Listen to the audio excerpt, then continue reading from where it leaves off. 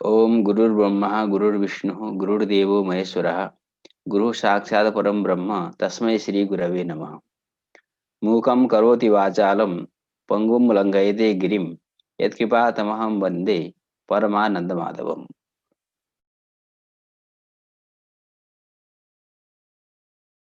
तो इससे पहले हमने नवीनों की जो मत है उसकी चर्चा की। नवीनों ने दोष का लक्षण बनाया, लक्षण का स्वरूप हमने जान लिया, उसमें किस प्रकार से परिष्कार करना है इसको भी हमने जान लिया। अब परेतु, ये प्राचीन का मत है। तो प्राचीन क्या करते हैं, वो हेतु दोष का लक्षण नहीं बनाते हैं, वो साक्षात दुष्ट हेतु का लक्षण बनाते हैं। ठीक है। तो परेतु यद विषयकत्वेन ज्ञानस्य अनुमिति विरोधित्वम तद्वत्वम हेत्वाभासत्वम। ठीक है। आपने देखा लक्षण में क्या भेद हो रहा है। जो लक्षण नवीनों ने बनाया और अभी जो लक्षण प्राचीन बना रहे हैं उनमें क्या भेद है। तो लक्षण वही है, देखिए, यद विषयकत्वेन ज्ञानस्य अनुमिति विरोधित्वम। तत्वम ये लक्षण था नवीनों का, और तद्वत्वम ये लक्षण है प्राचीनों का। क्योंकि तत्व दोष में जाता है, तो नवीनों को दोष का ही लक्षण बनाना होता है केवल, किंतु प्राचीन को दुष्ट का लक्षण बनाना है। तो तद्वत्वम, तो तत् से फलतः दोष को ही हम लेंगे, तद्वत जो होगा वो हेतु दुष्ट हो जाएगा। ठीक है। तो लक्षण बन जाएगा हमारा ज्ञाननिष्ठ में विषयकत्वम। आप जानते हैं किस प्रकार से लक्षण का स्वरूप बनता है। ज्ञाननिष्ठ में विषयकत्वम प्रकृतानुमिति प्रतिबंधकता अवच्छेदकम। यद विषयकत्व को प्रकृतानुमिति प्रतिबंधकता का अवच्छेदक होना चाहिए। अर्थात सामान्य भाषा में यदि हम कहें तो यद विषय जो ज्ञान है, अर्थात दोष विषय जो ज्ञान है, उसको प्रकृतानुमिति का प्रतिबंधक होना चाहिए। जब ज्ञान प्रतिबंधक होगा तो ज्ञान में जो यद विषयकत्व रहेगा वो प्रतिबंधकता का अवच्छेदक होगा। ठीक है।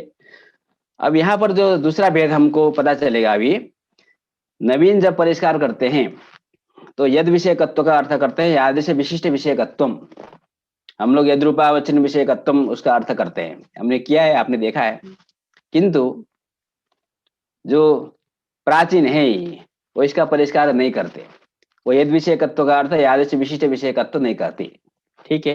क्यों नहीं करते, तो आपको हमने कल थोड़ी भूमिका बताई थी कि नवीन और प्राचीन में अंतर क्या है। सामान्यतः देखें तो प्रथम जो भेद हमको दिखाई दे रहा है लक्षण के स्वरूप में, जो नवीन है वो दोष का लक्षण बना रहे हैं और जो प्राचीन है वो दुष्ट का लक्षण बना रहे हैं। किंतु यह भेद ज्यादा महत्वपूर्ण नहीं है, क्योंकि लक्षण में हमको साफ साफ दिखाई देता है कि तत्वम और तद्वत्वम। तो सामान्य रूप से हमको ज्ञात हो जाता है कि तत्वम कहने से दोष को लेना है, तद्वत कहने से दुष्ट को लेना है, तद्वत तो दुष्ट में जाता है। तो ये भेद ज्यादा महत्वपूर्ण नहीं है। दूसरा जो भेद है हमको जो वास्तव में समझना है, तो यहाँ पर एक समस्या है, आपको ज्ञात है पिछली कक्षा में जो हमने चर्चा की है। सत्य प्रतिपक्ष स्थल में जब दो विरोधी परामर्श होते हैं, दो पक्ष जब उपस्थित होते हैं, तो जब तक दोनों सबल हैं तब तक दोनों में दुष्टत्व है। दोनों दुष्ट हैं, दोनों हेत्वाभास हैं, दोनों में हेत्वाभास का लक्षण जाना चाहिए, यह मत प्राचीनों का है। किंतु नवीन का कहना है परमात् अनुमिति प्रतिबंध मात्रम हेतुस्तु न दुष्ट। इसलिए वहां पर एक ही हेतु दुष्ट है, एक हेतु तो सद हेतु है। ठीक है। तो हमने इसकी चर्चा की, आप जानते हैं किस प्रकार से प्राचीनों ने प्रश्न उठाया था नवीनों के ऊपर, तो नवीनों ने किस प्रकार से समाधान कर दिया कि वास्तव में आपका जो प्रश्न है वो विचारणीय ही नहीं है एक प्रकार से। ठीक है। किंतु अब जो प्राचीन है उनके दृष्टिकोण से जब हमको देखना है, तो सत्य प्रतिपक्ष अनित्य दोष होने के कारण, उनके मत में सत्य प्रतिपक्ष अनित्य दोष है। तो अनित्य दोष होने के कारण जब तक दो विरोधी परामर्श सबल होते हैं तब तक दोनों में दुष्टत्व व्यवहार इष्ट है, तो उसमें लक्षण जाना चाहिए। ठीक है। किंतु जहां बाद भ्रम आदि होकर के अनुमिति प्रतिबंध होता है वहां पर बाधित तत्व व्यवहार इष्ट नहीं है। सद हेतु में बाधित तत्व व्यवहार इष्ट नहीं है, बात को अनित्य नहीं मानते, तो वहां पर अतिव्याप्ति नहीं भी होनी चाहिए। ठीक। तो ये जो समस्या है, इस समस्या का समाधान किस प्रकार से करते हैं वो हमको देखना है। ठीक है। तो पहले हम लोग सामान्यतः लक्षण समन्वय करके देख लेते हैं। आप लोग जानते हैं वास्तव में इसमें ज्यादा चिंता करने की कोई जरूरत नहीं है। हृदय वन्यमान द्रव्यत्वाद स्थल है, यहाँ पर बाद दोष है। बाद दोष का जो स्वरूप होता है वो साध्याभावत पक्ष, यहाँ पर बनेगा बन्य भाववद रद। ये बात का स्वरूप है, आप जानते हैं बन्य भाववद रद दोष है, किंतु ये लक्षण हमको दोष में नहीं ले जाना है, हमको दुष्ट में ले जाना है। द्रव्य तो हेतु दुष्ट है, बाधित है, क्योंकि यहाँ पर बाद नाम का हेतु आवास है, तो ये हेतु बाधित होगा, तो द्रव्यत्व में बाधित तत्व ले जाना है। किंतु यद्यपि दुष्ट का लक्षण बनाते हैं प्राचीन, फिर भी दोष को द्वार बना करके ही बनाते हैं। अब देखिए घटाना कैसे, ज्ञानानिष्ठ में विषयकत्व, तो अनुमिति लीजिए, प्रतिबद्ध आपको पहले लेना है, क्योंकि जब भी आप लक्षण घटाने जा रहे हैं, क्योंकि अनुमिति प्रतिबंधकता की बात आ रही है, ठीक है, तो प्रतिबद्ध कौन है और प्रतिबंधक कौन है, इसमें दोनों में कोई मतभेद नहीं है। प्रतिबद्ध कौन है, बाधा स्थल में जब हम लक्षण घटाने जा रहे हैं तो प्रतिबद्ध होगी अनुमिति, रदो वन्यमान अनुमिति प्रतिबद्ध है। इसका प्रतिबंधक कौन होगा, वन्य भावान रदः, ये जो बाध ज्ञान है, साध्या भावान पक्ष, ये प्रतिबंधक ज्ञान हो गया, ठीक है।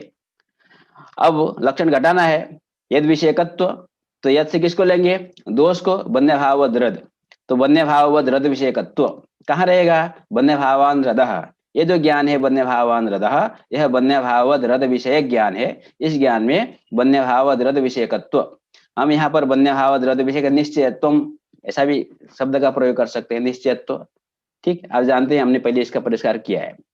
अब इस यद वन्य भाववद रद विषयकत्व को प्रकृतानुमिति प्रतिबंधकता का अवच्छेदक होना चाहिए। तो प्रकृतानुमिति प्रतिबंधकता वन्य भावान रद इस ज्ञान में है, तो इसी ज्ञान में रहने वाला जो यद विषयकत्व है, वन्य भाववद रद विषयकत्व, वह प्रतिबंधकता का अवच्छेदक बन जाएगा।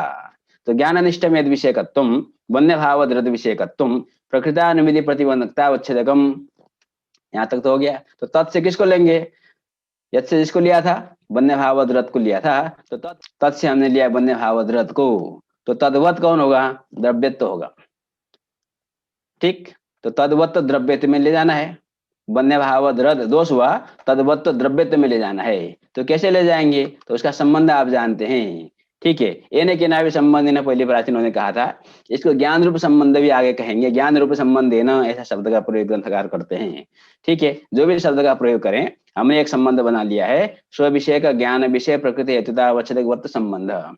इस संबंध को कैसे घटाना है आप जानते हैं, पिछली कक्षा में हमने किया है, ठीक है। तो स्व से आप लेते हैं जिसको ले जाना है दोष को, वन्य भाव विशिष्ट रद, स्व विषय जो ज्ञान होगा वन्य भावान रदः द्रव्यत्वंच, ठीक है। दोष के शरीर में जहां पर हेतु का प्रवेश नहीं होता, वहां पर जब आप दोष विषय ज्ञान लेंगे, तब हेतु का प्रवेश करा करके समूहालंबनात्मक ज्ञान लेंगे, ठीक। तो स्व विषय जो ज्ञान हुआ वन्य भावान रदः द्रव्यत्वंच, तार से ज्ञान विषय जो प्रकृति हेतु द्रव्यत्व हुआ, हेतुतावच्छेदक द्रव्यत्व, तद्वत द्रव्यत्व में चला जाएगा। इस प्रकार से द्रव्यत्व हेतु दुष्ट हुआ, बाधित हुआ, ठीक। तो कोई बात नहीं, तो इस प्रकार से हम कहीं भी किसी भी स्थल में दुष्ट में लक्षण घट समन्वय कर सकते हैं। किंतु जो मुख्य हमारा प्रश्न है, जहां पर हमारी समस्या है, वो है सत प्रतिपक्ष का हमारा उदाहरण, ठीक। तो ग्रंथकार कहते हैं सत प्रतिपक्षे विरोधी व्याप्त्याधिकम एव तथा तद्वत्तम तो हेतु ज्ञान रूप संबंध है ना, यहाँ पर उन्होंने ज्ञान रूप संबंध कहा है। अब देखिए इसको हम लोग समझते हैं, सत प्रतिपक्ष स्थल में होता क्या है। तो आप पहले स्थिति बनाइए, आपको ज्ञात है पर्वतो वन्यवान धूमात, एक ने कहा, दूसरे ने कहा पर्वतो वन्य भावान, पाषाण में तो दोनों के अपने अपने हेतु है, दोनों का अपना अपना परामर्श है, और प्रत्येक ये दोनों जो परामर्श है अपने विरोधी अनुमिति के प्रति प्रतिबंधक होते हैं, तदभाव व्यापकता निश्चय रूप होने के कारण, ठीक। ये तो स्थिति है। तो इस स्थिति में जो नवीन है वो केवल पाषाण में तो हेतु को ही दुष्ट मानता है, धूम को दुष्ट नहीं मानता। और पाषाण में तो हेतु जब दुष्ट है, तो उसका जो अनुमिति पर्वतो वन्य भावान, उस अनुमिति का जो प्रतिबंधक ज्ञान है वन्य व्यापी धूमवान पर्वतः, यह ज्ञान विशिष्ट विषय को होता है, क्योंकि यह यथार्थ ज्ञान है, परमात्मा ज्ञान है। अतः विशिष्ट विषय ज्ञान होने के कारण, यार से विशिष्ट विषय कहने से वन्य व्याप्य धूम विशिष्ट पर्वत विषयकत्व को लेकर के प्रकृतानुमिति प्रतिबंधकता अवच्छेदकता वहां पर आ जाती है, तो लक्षण समन्वय होता है। हमने इसको देखा है। समस्या कहाँ होती है, जब धूम को भी दुष्ट मानना है, तो यहाँ पर लक्षण में ये यत्व से किसको लेंगे, यत्व से हमको लेना है दोष को। तो दोष से वन्य भाव व्याप्य पाषाणमय पर्वत को हम लेना चाहेंगे प्राथमिक स्तर पर, बिना सोचे हम शब्द का प्रयोग करें तो।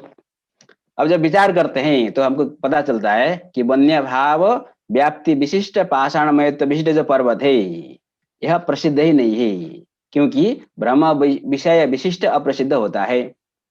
ये ब्रह्मात्मक ज्ञान होने के कारण ब्रह्म विषय जो होता है वो विशिष्ट नहीं होता। ठीक है, हमने सुक्ति रजत का उदाहरण देकर के आपको समझाया है।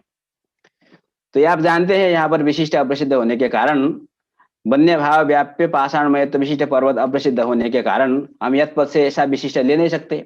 यदि हम किसी एक भाग को लेते हैं, केवल वन्य भाव व्याप्ति को लेते हैं अथवा केवल पाषाणमय पर्वत को लेते हैं, तो तार से विशिष्ट विषयकत्व और प्रकृतानुमति प्रतिबंधकता का अनतिरिक्त वृत्ति नहीं होता, क्योंकि हमने अवच्छेदक का जो प्रवेश किया है वो अनतिरिक्त वृत्तित्व अवच्छेदकत्व का प्रवेश किया था। तो वो तो सब चर्चा हमने की कब, जब हमने नवीनों की मत की चर्चा की। तो नवीन कहता है कि यहाँ पर लक्षण नहीं जाता है तो इष्टापत्ति है, हमको लक्षण ले जाना ही नहीं है, धूम हेतु सद हेतु है और दुष्ट है ही नहीं, तो उनके यहाँ तो कुछ उनको मेहनत करनी ही नहीं है। किंतु अब यह समस्या किनके सामने है? प्राचीनों के सामने है। तो पाषाण में तो हेतु में तो लक्षण घट जाता है, कोई बात नहीं, किंतु जब धूम में लक्षण ले जाना होगा तो उनके मत में भी तो यथ पद से तो किसी को लेना पड़ेगा। सामान्य तो दोष को लेते हैं, अब वास्तव में तो यहाँ पर दोष है नहीं, फिर भी किसी को लेकर के हम लक्षण ले जाएंगे। तो वन्य भाव व्याप्य पाषाण पर्वत को तो प्राचीन भी नहीं ले सकते, क्योंकि जो है ही नहीं, जो अप्रसिद्ध है, जो वन्यापुत्र है, उसको तो कोई भी नहीं ले सकता है ना। ठीक, तो क्या करेंगे? तो वो कहते हैं यथ पद से हम लेंगे वन्य भाव व्याप्ति, जितना प्रसिद्ध है उतना ले लो। वन्य भाव व्याप्ति वो तो प्रसिद्ध है ना, वन्य भाव की जो व्याप्ति है जल में प्रसिद्ध है। वन्य भाव व्याप्य जलवान हृदय, तो प्रसिद्ध हो गया वन्य भाव व्याप्ति। वन्य भाव व्याप्ति विशिष्ट पाषाण में तो अप्रसिद्ध है, किंतु वन्य भाव व्याप्ति प्रसिद्ध है, व्याप्ति विशिष्ट जल आदि प्रसिद्ध होते हैं। तो यथ पद से लेंगे, जिसे ग्रंथकार ने कहा है सत्प्रतिपक्षे विरोधी व्याप्ति अधिकम एवं तथा, जो विरोधी व्याप्ति है वन्य भाव व्याप्ति उसी को हम तथा अर्थात यथ पद से लेंगे। तो कोई बात नहीं, देखते हैं लक्षण घटता है कि नहीं घटता। तो यथ से लिया आपने वन्य भाव व्याप्ति को। ठीक, अब उसके बाद आप देखिए लक्षण घटाने की प्रक्रिया में आप जब जाते हैं तो सबसे पहले आपको जो देखना होता है कि प्रतिबद्ध कौन है और प्रतिबंधक कौन है। तो प्रतिबद्ध पर्वतो वन्यमान अनुमिति है, क्योंकि हमको धूम को दुष्ट बनाना है, तो प्रतिबद्ध पर्वतो वन्यमान अनुमिति होगी। उस अनुमिति का प्रतिबंधक जो ज्ञान होगा विरोधी परामर्श होगा, वन्य भाव व्याप्य पाषाणमयत्वान पर्वतः। ठीक है, तो वन्य भाव व्याप्य पाषाणमयत्वान पर्वतः यह प्रतिबंधक ज्ञान है। इसमें कोई संशय नहीं कि जब वन्य भाव व्याप्य पाषाणमयत्वान पर्वत निश्चय होगा तो पर्वतो वन्यमान इस अनुमिति की उत्पत्ति नहीं होती है। ठीक है, प्रतिबद्ध प्रतिबंध भाव में कोई भी समस्या नहीं है, तद्वत्ता बुद्धि के प्रति तद भाव व्याप्यवत्ता निश्चय की प्रतिबंधकता होती है। तो वन्यमत्ता बुद्धि के प्रति वन्य भाव व्याप्यवत्ता का जो निश्चय है, वन्य भाव व्याप्य पाषाणमयत्वान पर्वतः, यह निश्चय प्रतिबंधक होता है। समस्या कहाँ होती है कि उसका विषय विशिष्ट प्रसिद्ध नहीं होता। ठीक, अब अभी हमको उसकी चिंता करने की जरूरत नहीं, क्योंकि हमने लक्षण में यार से विशिष्ट विषयकत्व कहा ही नहीं, हमको केवल यद विषयकत्व देखना है। तो यद पद से हमने लिया है वन्य भाव व्याप्ति को। तो यद विषयकत्व से हम क्या लेंगे? वन्य भाव व्याप्ति विषयकत्वम। अब ये जो वन्य भाव व्याप्ति विषयकत्व है इस ज्ञान में है कि नहीं? वन्य भाव व्याप्य पाषाणमयत्वान पर्वत, ये जो ज्ञान है परमात्मक जो निश्चय है, यह इस निश्चय का विषय वन्य भाव व्याप्ति है कि नहीं है? इसमें वन्य भाव व्याप्ति विषय है। तो वन्य भाव व्याप्य पाषाणमयत्वान पर्वत जो प्रतिबंधक निश्चय है उसमें वन्य भाव व्याप्ति विषयकत्व है। ठीक है, तो यदि विषयकत्व आ गया वन्य भाव व्याप्ति विषयकत्व, उसको प्रकृतानुमिति प्रतिबंधकता का अवच्छेदक होना चाहिए। तो प्रकृतानुमिति प्रतिबंधकता, प्रकृतानुमिति कौन है? पर्वतो वन्यमान अनुमिति है। आर्ष अनुमिति की जो प्रतिबंधकता वो वन्य भाव व्याप्य पाषाणमयत्वान पर्वतः, इसमें प्रकृतानुमिति प्रतिबंधकता है। तो प्रतिबंधक ज्ञान में रहने वाला जो धर्म होगा वन्य भाव व्याप्ति विषयकत्व, वह प्रतिबंधकता का अवच्छेदक बन गया। ठीक है, तो सबसे आरंभ में हमने जब लक्षण बनाया था, जब परिष्कार नहीं किया था, उस समय में भी हमने इसी प्रकार से बाद आदि में व्यभिचार आदि में लक्षण समन्वय करके आपको दिखाया था। ठीक है, तो क्या हो गया? यद से लिया वन्य भाव व्याप्ति, वो जो वन्य भाव व्याप्ति विषयकत्व है यद विषयकत्व, वो प्रकृतानुमिति प्रतिबंधकता का अवच्छेदक बन गया। ठीक, तो तत् से किसको लेंगे? यद से जिसको लिया था तत् से उसी को लेंगे वन्य भाव व्याप्ति, क्योंकि हमको यहाँ रुकना नहीं है, तत्वम नहीं है, हमको तद्वत्वम, ये हमको इसको ले जाना है धूम में। तो तत् से हम किसको लेंगे? उसी को, वन्य भाव व्याप्ति को। तो तद्वत कौन होगा? धूम होगा। केन संबंध है ना? वो ज्ञान रूप संबंध है ना, तद्वत्वम च हेतुर ज्ञान रूप संबंध है ना। स्व विषय का ज्ञान विषय प्रकृति हेतुतावच्छेदकत्वम।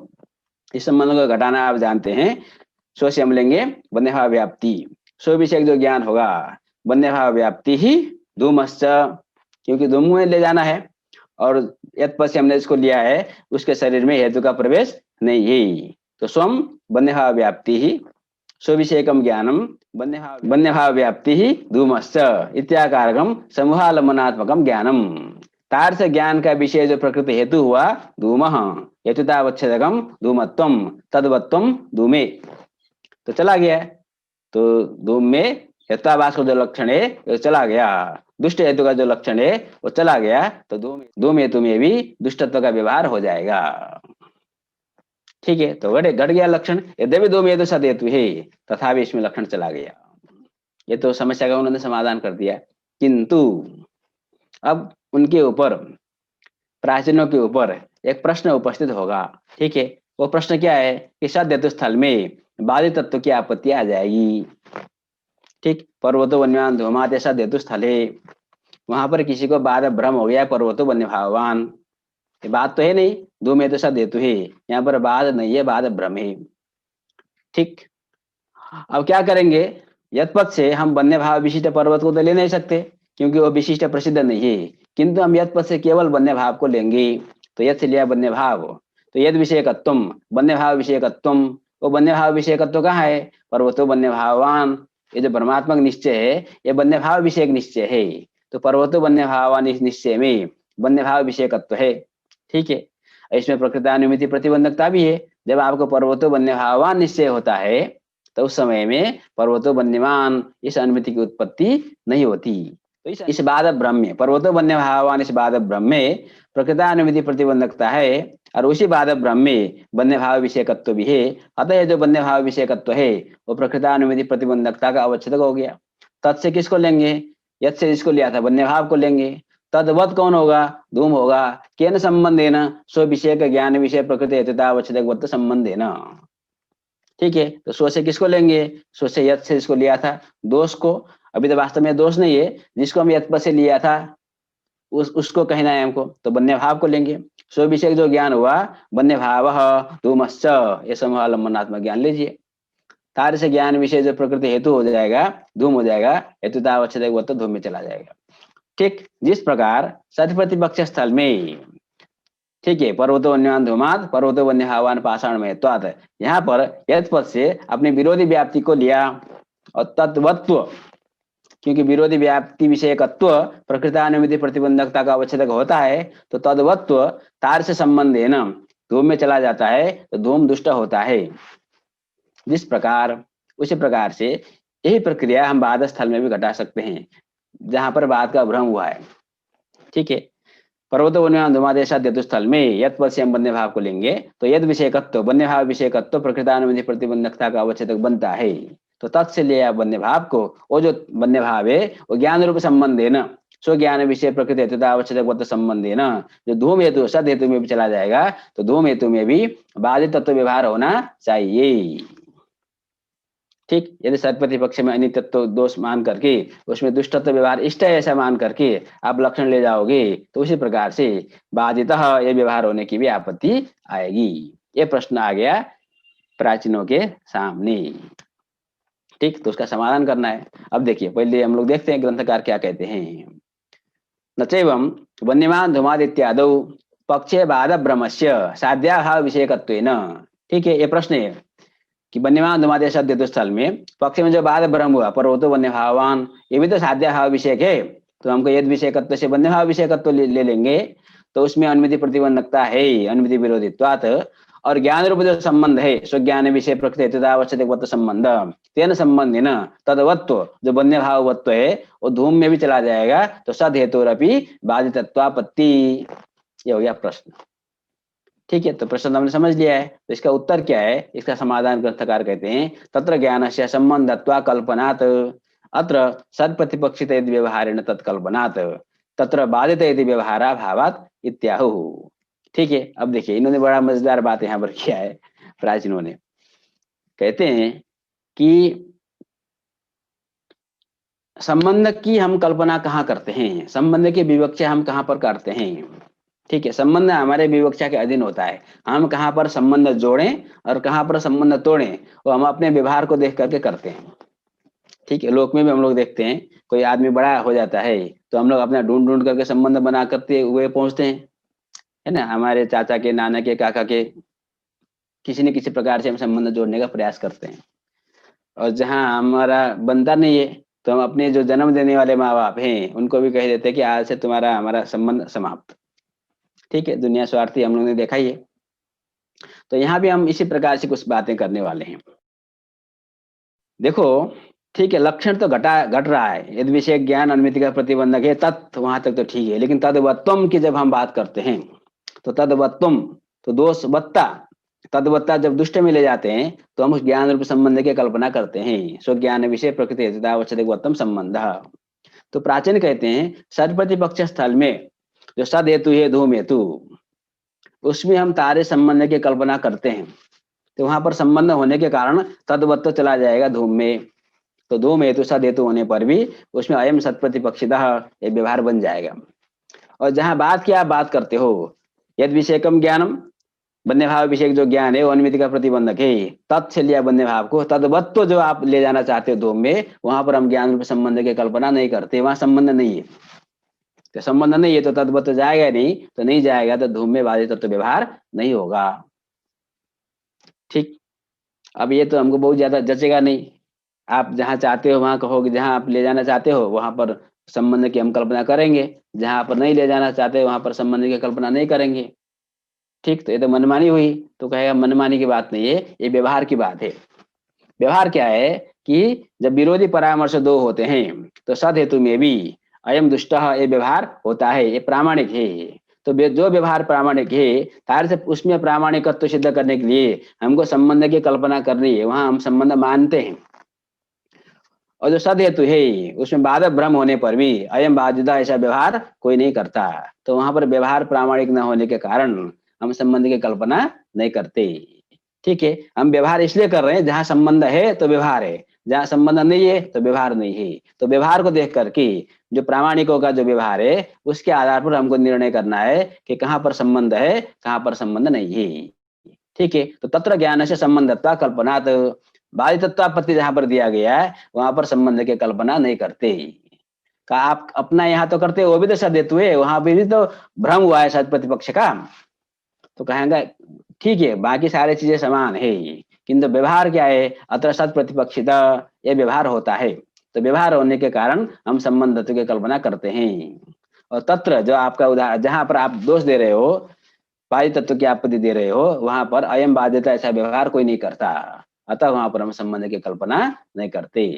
ठीक है, तो जब संबंध की कल्पना नहीं करेंगे तो लक्षण जाएगा नहीं, तो लक्षण नहीं जाएगा तो बाधित तत्व की आपत्ति नहीं आएगी।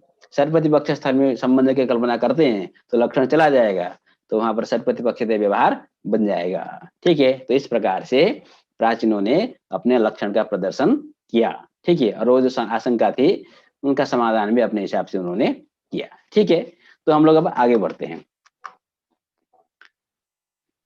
आगे का जो ग्रंथ है अनुमिति विरोधित्वम च अनुमिति तत्करणान्यतर विरोधित्वम तेन व्यभिचारिणी न व्याप्ति ही दोष ज्ञानम च यद हेतु विषयकम तद हेतु का अनुमितो प्रतिबंधकम तेन एक हेतु व्यभिचार ज्ञाने यत्वंतरेणानुमित्युत्पत्तेः तदभावादनवगाहित्वाच्च व्यभिचार ज्ञानस्य अनुमिति विरोधित्वाभावेपि न क्षतिः इति संक्षेपः। यहाँ पर जो ग्रंथ का क्रम है तो हम अपने हिसाब से क्रम की व्याख्या करते हैं। तो हम पहले इस पंक्ति की व्याख्या करते हैं, दोष ज्ञानम च यद हेतु विषयकम तद हेतु का अनुमितो प्रतिबंधकम तेन एक हेतु व्यभिचार ज्ञाने हेतुंतरेण अनुमित्युत्पत्तेः न क्षतिः, इस तरह से अन्वय करना है। अब देखिए, अब ये ग्रंथकार क्या बता रहे हैं कि एक स्थिति है, पहले हम लोग समझते हैं। किसी ने प्रयोग किया परोदो वन्यमान प्रमेयत्वात्, तो ये जो प्रमेयत्व हेतु है वो व्यभिचारी है, साधारण है, साध्याभाव के अधिकरण में बन्य वदन्य वृत्ति है प्रमेयत्व। ठीक है, तो यहाँ पर हमको व्यभिचार ज्ञान हो जाता है बन्य वदन्य वृत्ति प्रमेयत्वम। इस प्रकार के व्यभिचार ज्ञान के कारण यहाँ पर अनुमिति की उत्पत्ति नहीं होती है। ठीक है, ये हम जानते हैं, किंतु उस समय में हमको बन्य वदन्य वृत्ति धूमः ऐसा व्याप्ति ज्ञान हो गया। समझ में आई बात? बन्य मदन्य वृत्ति प्रमेयत्व में व्यभिचार ज्ञान है। ये व्यभिचार ज्ञान क्या करता है? पर्वतो वन्यमान इस अनुमिति को रोकता है। क्योंकि जब हम पर्वत में बनने की अनुमति करना चाहते हैं, प्रमेयत्व के हेतु बनाया, तो प्रमेयत्व हेतु व्यभिचारी है, बन्य मदन्य वृत्ति है। इस प्रकार के व्यभिचार ज्ञान के रहने पर पर्वतो वन्यमान इस अनुमति की उत्पत्ति नहीं होती है।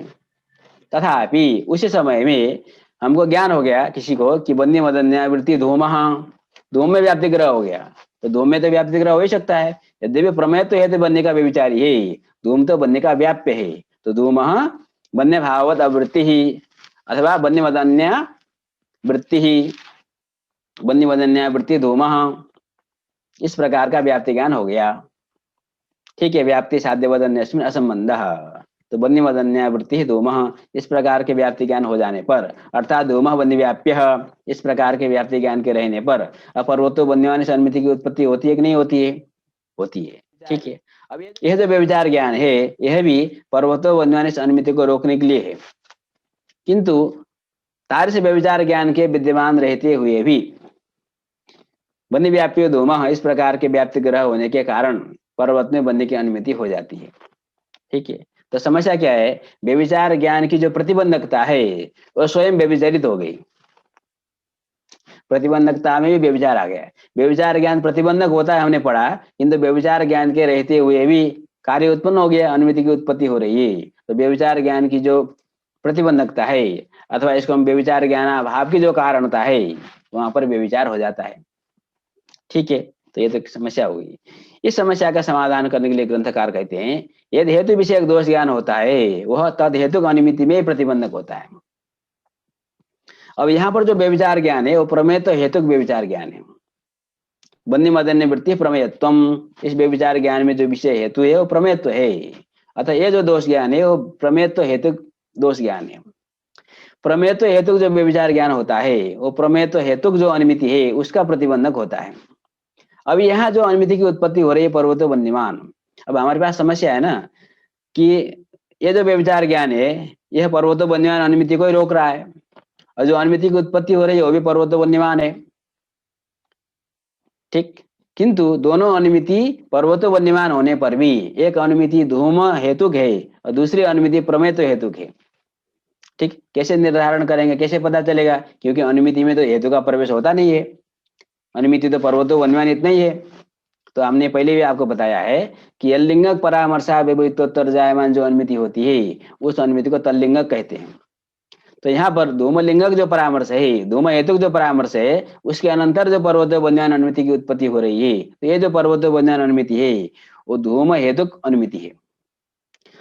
अब यहाँ पर कोई किसी ने पर्वतो वन्यमान प्रमेयता प्रयोग किया और किसी को भ्रम हो गया कि उसको पता नहीं चला कि ये हेतु दुष्ट है, तो उसको भी परामर्श होकर के अनुमिति होगी। तो जिसको होगी उसको, उस अनुमिति को हम क्या कहेंगे? प्रमेयत्व हेतु अनुमिति कहेंगे। किंतु जब व्यभिचार ज्ञान है, ये जो प्रमेयत्व हेतु है वो तो व्यभिचारी है, तो उस समय में पर्वतो वन्यमान अनुमिति की उत्पत्ति नहीं होगी। तथापि बन्य मदन्य वृत्ति धूम, बन्य व्याप्य धूम, इस व्याप्ति ज्ञान के रहने के कारण फिर तो अनुमिति की उत्पत्ति हो रही है। ठीक, तो हमको निर्धारण हमको करना है कि ये दोनों अनुमिति भिन्न भिन्न है। जो अनुमिति नहीं हो रही है वह प्रमेयत्व लिंगक अनुमिति है। तो जिस समय में बन्य मदन्य वृत्ति प्रमेयत्व इस प्रकार का व्यभिचार ज्ञान रहता है उस समय में पर्वतो वन्यमान इत्याकारक प्रमेयत्व हेतु अनुमिति की उत्पत्ति नहीं होती है। और जो आप अनुमिति की उत्पत्ति दिखा रहे हैं वो अनुमिति तो धूम हेतु अनुमिति है। अतः जो दोष ज्ञान होता है वो यद हेतु विषयक दोष ज्ञान होता है, तद हेतु अनुमिति के प्रति ही प्रतिबंधक होता है। तो अर्थात क्या हुआ? एक हेतु दोष ज्ञान के रहने पर भी अन्य हेतु के द्वारा अनुमिति की उत्पत्ति होने में कोई समस्या नहीं है। ठीक है, एक हेतु में व्यभिचार ज्ञान होने पर भी हेतुअंतर के द्वारा अनुमिति की उत्पत्ति होने पर भी कोई क्षति नहीं है। ठीक है, तो हमने एक बात को यहाँ पर समझ लिया। अब आगे बढ़ते हैं, आगे हम अब पूरा ग्रंथ की व्याख्या करते हैं। ठीक, अनुमिति विरोधित्व, अनुमिति तत्करणान्यतर विरोधित्वम तेन व्यभिचारिणी ना व्याप्ति ही। अब व्यभिचारी में अव्याप्ति नहीं दिखाना है। अब देखिए, पहले प्रश्न बनाइए। स्थल वही लीजिए, पर्वतो वन्यमान प्रमेयत्वात्, यहाँ पर बन्य मदन्य वृत्ति प्रमेयत्वम, ये दोष है, व्यभिचार दोष है, साधारण नाम का व्यभिचार है। ठीक, बन्य मदन्य वृत्ति प्रमेयत्वम, ये दोष है। ठीक, अब जब आपको दोष ज्ञान हो जाता है बन्नी मदन निवृत्ति प्रमेयत्वम, ये जब दोष ज्ञान होता है तो ये दोष ज्ञान पर्वतो वन्यमान इस अनुमिति को रोकता है कि नहीं रोकता है, यहाँ पर हमको विचार करना है। तो सामान्य तो हम लोग कह सकते हैं जब प्रमेयत्व हेतु में व्यभिचार ज्ञान हो जाएगा तब वो अनुमिति की उत्पत्ति नहीं होगी। तथापि आप जानते हैं कि प्रतिबद्ध प्रतिबंधक भाव का नियम क्या है। प्रतिबद्ध प्रतिबंधक भाव का नियम है कि तदवत्ता बुद्धि के प्रति तदभाववत्ता निश्चय की प्रतिबंधकता होती है और तदभाव व्यापकवत्ता निश्चय की प्रतिबंधकता होती है।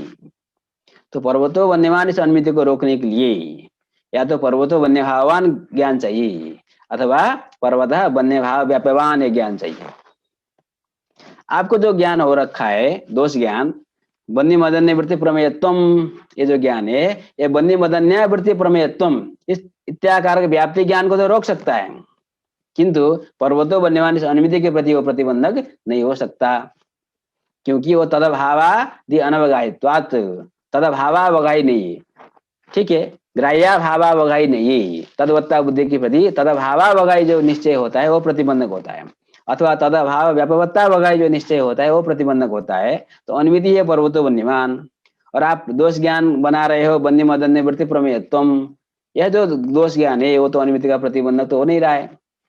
तो दोष विषय ज्ञान में अनुमिति प्रतिबंधकता नहीं जा रही है, ठीक है। तो हमने जो लक्षण बनाया है ज्ञान अधिष्ठित विषयकत्वम वो प्रकृता अनुमिति प्रतिबंधकता अवच्छेदकम, तो दोष विषय जो ज्ञान है वो प्रकृता अनुमिति का प्रतिबंधक तो नहीं बन रहा है।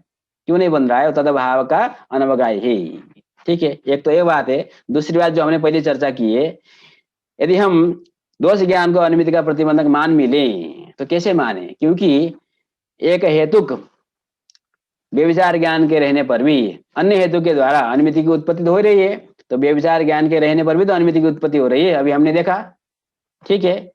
अतः क्या सिद्ध होता है कि दोनों स्थिति के द्वारा ये दो युक्ति देना है। एक तो युक्ति देना है एक हेतु में प्रमेय हेतु में व्यभिचार ज्ञान के रहने पर भी वन्य व्यापी धूम इस प्रकार के व्याप्ति ज्ञान के रहने पर पर्वतो वन्यमान अनुमिति की उत्पत्ति होती है। तो अनुमिति की उत्पत्ति हुई अर्थात व्यभिचार ज्ञान की प्रतिबंधकता नहीं बन पाएगी। उसके लिए थोड़ा परिष्कार कर सकते हैं लक्षण में, दोष ज्ञान चाहिए हेतु विषयकम तद हेतु का निमित्त प्रतिबंधकम, तब थोड़ा काम चल सकता है। फिर भी तदभाव का अनवगाही है, तदवत्ता बुद्धि के प्रति तदभाववत्ता निश्चय की प्रतिबंधकता होती है। तो बन्नी मदन निवृत्ति प्रमेयत्व में जो दोष ज्ञान है वो बन्नी मदन निवृत्ति प्रमेयत्व इस प्रकार के व्याप्ति ज्ञान के प्रति प्रतिबंधक हो सकता है। पर्वतो वन्यमान अनुमिति के प्रति न तो ये तदभाववत्ता वगाई निश्चय है न तो तदभाव व्यापकवत्ता वगाई निश्चय है, तो इसमें लक्षण नहीं जाएगा। तो इसको हम यद पद से ले नहीं सकते क्योंकि यद विषय ज्ञान अनुमिति का प्रतिबंधक नहीं है, ठीक। ये हो गया प्रश्न। इसका समाधान आप पहले से जानते हैं क्योंकि हम शुरू से जब लक्षण घटा रहे हैं हमने पहले से कहा है आपको कि अनुमिति पद से अनुमिति तत्करण अन्यतर को लेना चाहिए, किंतु ग्रंथकार अभी यहाँ पर बता रहे हैं अनुमिति विरोधित्व अनुमिति तत्करण अन्यतर विरोधित्व, ठीक है। तो अनुमिति प्रतिबंधकता की जब हम चर्चा कर रहे हैं दोष विषय ज्ञान को अनुमिति का प्रतिबंधक होना चाहिए अथवा अनुमिति कारण का प्रतिबंधक होना चाहिए, दोनों में से एक का प्रतिबंधक हो जाएगा तो यद विषयकत्व अनुमिति प्रतिबंधकता का अवच्छेदक बन जाएगा, ठीक। तो यद्यपि ये जो दोष ज्ञान है साधारण नाम का जो दोष ज्ञान है बन्नी मदन निवृत्ति प्रमेयत्व में जो दोष ज्ञान है पर्वतो वन्यमान अनुमिति के प्रति साक्षात प्रतिबंधक नहीं होता, तथापि अनुमिति के प्रति जो कारण है बन्नी मदन निवृत्ति प्रमेयत्व, क्योंकि किसी को पर्वतो वन्यमान यदि अनुमिति करनी हो तो उसको तो बन्नी मदन न्यायवर्ती प्रमेयत्वम इस प्रकार का व्याप्ति ज्ञान चाहिए, तभी परामर्श होकर के अनुमिति उत्पत्ति होगी। किंतु जब हमको बन्नी मदन निवृत्ति प्रमेयत्व में ज्ञान है, प्रमेय तो जो है बन्नी मद अन्य में वृत्ति है, तो बन्नी मद अन्य में अवृत्ति प्रमेयत्व है, इस प्रकार की व्याप्ति ज्ञान की उत्पत्ति नहीं हो सकती, ठीक है। तो यहाँ पर प्रतिबंधकता बन जाती है। तो ये जो दोष विषय ज्ञान है उसमें प्रकृता अनुमिति से हम यहाँ पर व्याप्ति ज्ञान को ले लेंगे, ठीक है, उसकी प्रतिबंधकता यहाँ पर बन जाती है तो लक्षण समन्वय हो जाता है, तो कोई समस्या नहीं है, ठीक है। तो ये हम पहले से जानते हैं, यहाँ पर हमने ग्रंथ के आधार पर देख लिया। अनुमिति विरोधित्व अनुमिति तत्करण अन्यतर विरोधित्व तेन व्यभिचारिणी न अव्याप्ति, व्यभिचारी में अव्याप्ति अब नहीं होगी। क्यों नहीं होगी? अव्याप्ति क्यों हो रही थी कि तदभावा नवगायित्वात्, क्योंकि जो व्यभिचार ज्ञान है दोष ज्ञान जो है अनुमिति का प्रतिबंधक नहीं बन रहा था तदभावादि अनवगाही होने के कारण। व्यभिचार ज्ञान से अनुमिति विरोधित्वा भावेपि, जो व्यभिचार ज्ञान है वो अनुमिति का विरोधी नहीं हो रहा था, फिर भी कोई क्षति नहीं होगी, ठीक है। तो हमने जान लिया कि अनुमिति पद का अर्थ करना चाहिए अनुमिति तत्करण अन्यतर। इसलिए हमने आपको पहले से बताया कि दोष ज्ञान जो हेत्वाभास का ज्ञान होता है वो प्रतिबंधक होता है, किंतु प्रतिबद्ध अंश में अनुमिति शब्द का यहाँ पर उल्लेख है लक्षण में, किंतु केवल अनुमिति प्रतिबद्ध नहीं है। तो प्रतिबद्ध तो अनुमिति है, परामर्श है। ठीक है, परामर्श के कुक्षी में व्याप्ति ज्ञान है, पक्षधर्मता ज्ञान है। ठीक है, तो पहले दिन जब हमने हेत्वाभास का आरंभ किया था, इस पर हमने विस्तार से आपको चर्चा किया है, आप जानते हैं। ठीक है, चलिए तो आगे बढ़ते हैं। आगे एक तीसरा लक्षण है, दो लक्षण हमने पढ़ लिया हेत्वाभास का, यद विषयकम ज्ञानम अनुमिति प्रतिबंधकम तत्वम।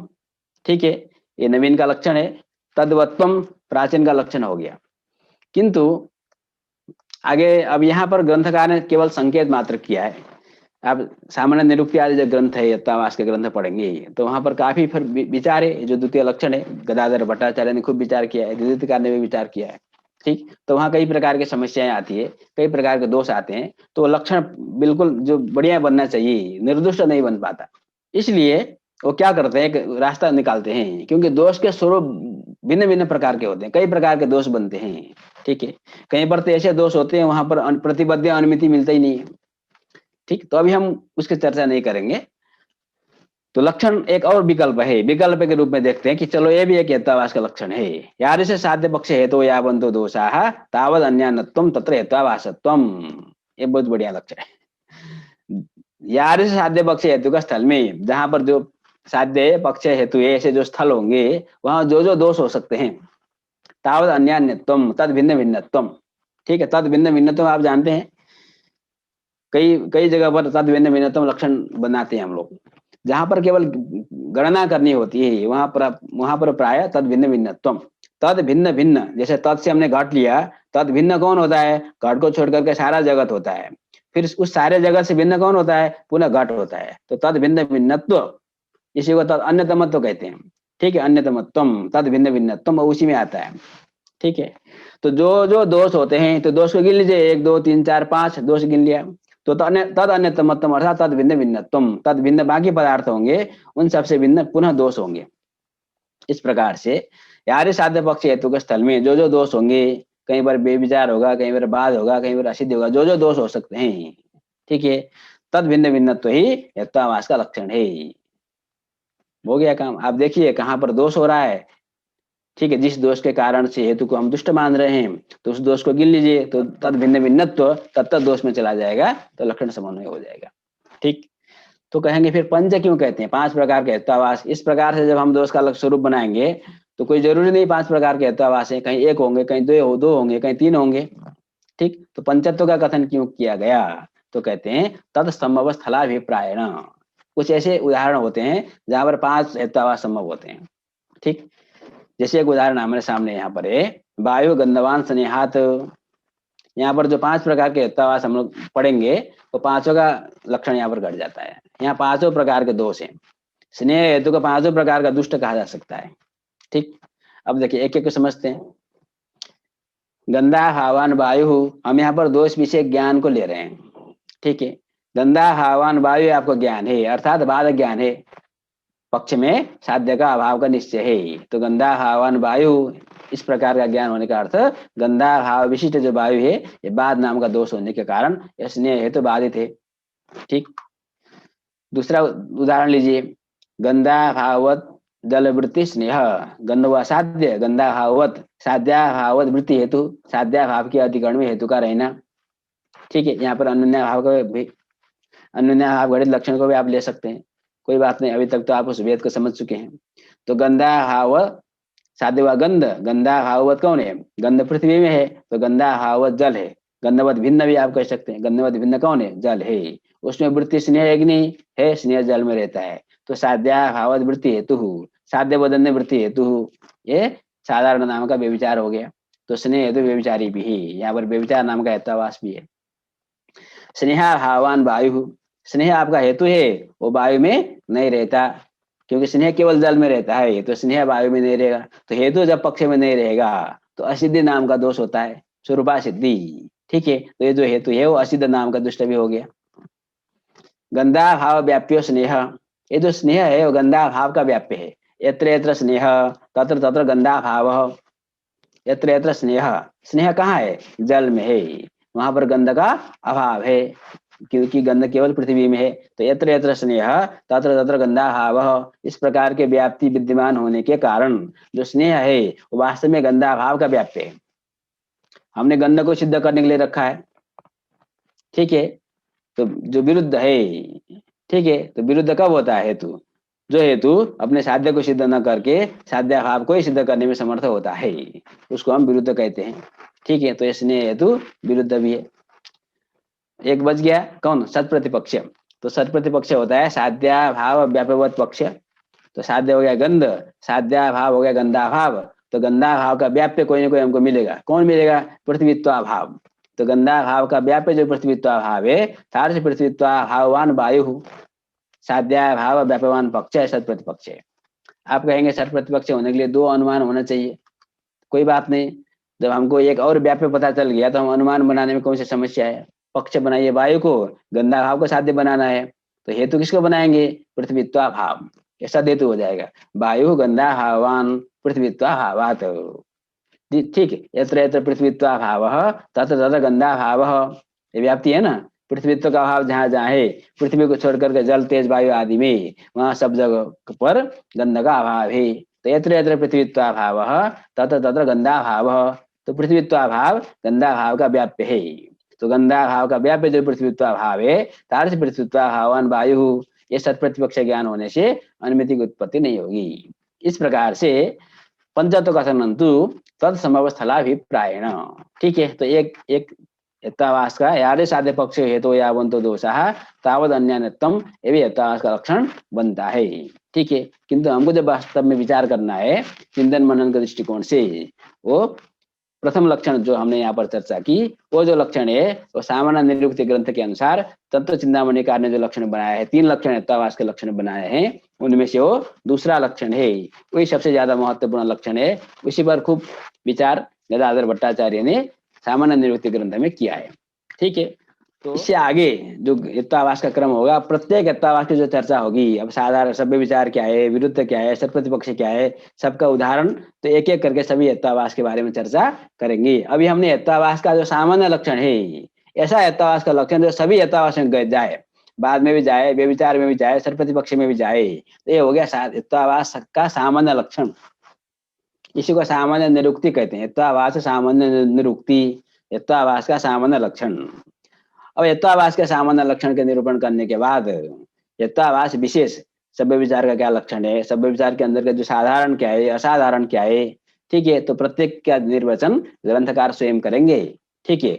तो अभी तक ज्यादा महत्वपूर्ण विषय था, ज्यादा हमको बुद्धि का प्रयोग करना पड़ता था। इसके आगे तो बहुत समस्या अब नहीं होगी, आसानी से आपको चीजें समझ में आनी चाहिए, ठीक है। तो आज के पाठ को हम यहीं पर विश्राम देते हैं। आपको बहुत बहुत धन्यवाद। तो आप प्रश्न हो तो प्रश्न पूछ सकते हैं।